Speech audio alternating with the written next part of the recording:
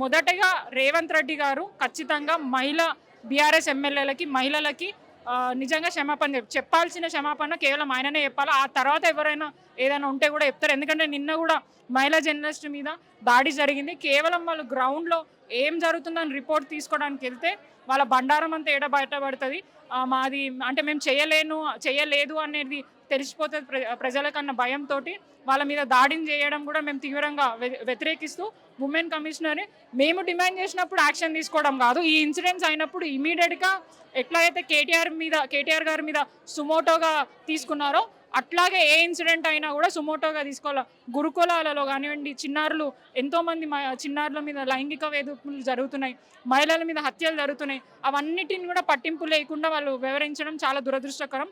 ఇకనైనా ఇప్పటి నుంచి అయినా మేలుకొని అందరూ ఎవరైతే అధికారులు ఉన్నారో మహిళలకు రక్షణ కల్పించాలని మేము డిమాండ్ చేస్తున్నాం.